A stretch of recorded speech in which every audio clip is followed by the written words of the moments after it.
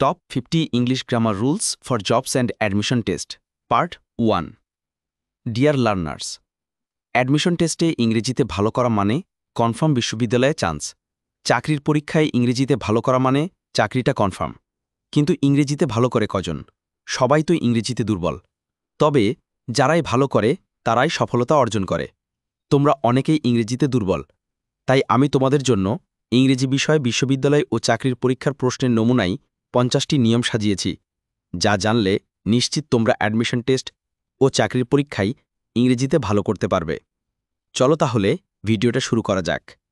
প্রথমেই বলে রাখি, একবারে সবকিছু শেখা সম্ভব না, তাই ধারাবাহিকভাবে শিখতে হবে। তাহলেই নিশ্চিত তোমরা ইংরেজিতে ভালো করতে পারবে। রুল 1, হোয়াইলের ব্যবহার।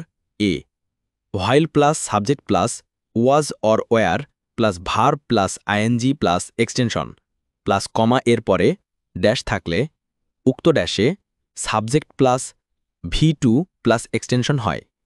যেমন নমুনা question 1, while I was going to the market dash. Option A, I met one of my best friends. B, I am meeting one of my best friends. C, I meet one of my best friends. D, I was meet one of my best friends. Correct answer A, I met one of my best friends. এখানে এ এক্সাম্পলটির নিয়ম অনুযায়ী subject plus V2 plus extension এই স্ট্রাকচারে আছে, তাই এটাই সঠিক উত্তর। নমুনা question 2, while he was going to college dash. A, he sees a big snake. B, he saw a big snake. C, he is seeing a big snake. D, he was see a big snake. Correct answer B, he saw a big snake. এখানে B এক্সাম্পলটির নিয়ম অনুযায়ী subject plus V2 plus extension এই স্ট্রাকচারে আছে, তাই এটাই সঠিক উত্তর। রুল 1, হোয়াইলের ব্যবহার। B, subject plus V2 plus extension plus হোয়াইলের পরে ড্যাশ থাকলে উক্ত ড্যাশে subject plus was or were plus verb plus ING plus extension হয়। যেমন নমুনা question 1, I saw an accident while dash. Option A, I have gone to the market. B, I am going to the market. C, I was going to the market. D, I go to the market. Correct answer C, I was going to the market.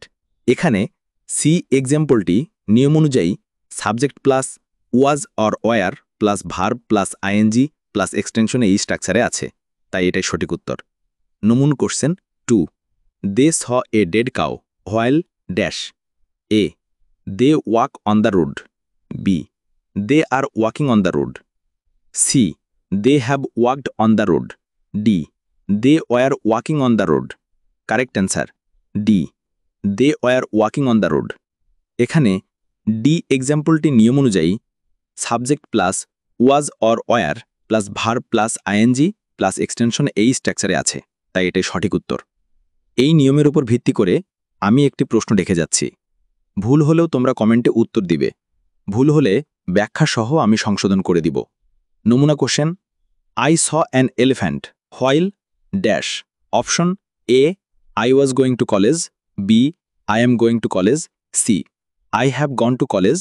D, I go to college. চিন্তা করে ভিডিওতে উল্লেখিত নিয়ম follow করে কমেন্টে উত্তর লিখবে। তোমরা যদি ধারাবাহিকভাবে এভাবে ইংরেজি শিখতে থাকো, তাহলে আমি মনে করি অ্যাডমিশন টেস্ট ও চাকরির পরীক্ষায় তোমাদের ইংরেজিতে কখনো খারাপ হবে না। আর খারাপ না হলেই তো বিশ্ববিদ্যালয় চান্স ও চাকরিটা তোমার আগে হবে। কোনো ভাইবাবর থেকে তোমাকে বাদ দিতে পারবে না। পরবর্তীতে পার্ট 2 ভিডিওতে আমি আরও কিছু গুরুত্বপূর্ণ নিয়ম আলোচনা করব, যা ভর্তি ও চাকরির পরীক্ষায় সবসময়ই কমন থাকে। মিস না করতে চাইলে এখনই আমার চ্যানেলটি সাবস্ক্রাইব করে রাখো, আর ভিডিওটা ফেসবুক পেজ থেকে দেখলে পেজটি ফলো করে রাখো। ভিডিওটা ভালো লাগলে অবশ্যই একটা লাইক দিবে এবং বন্ধুদের মাঝে শেয়ার করবে। পরবর্তীতে তোমাদের সাথে এর পার্ট 2 ভিডিওতে আবার কথা হবে। সেই পর্যন্ত সবাই ভালো থাকবে ও সুস্থ থাকবে। আজ এ পর্যন্ত, আল্লাহ হাফেজ।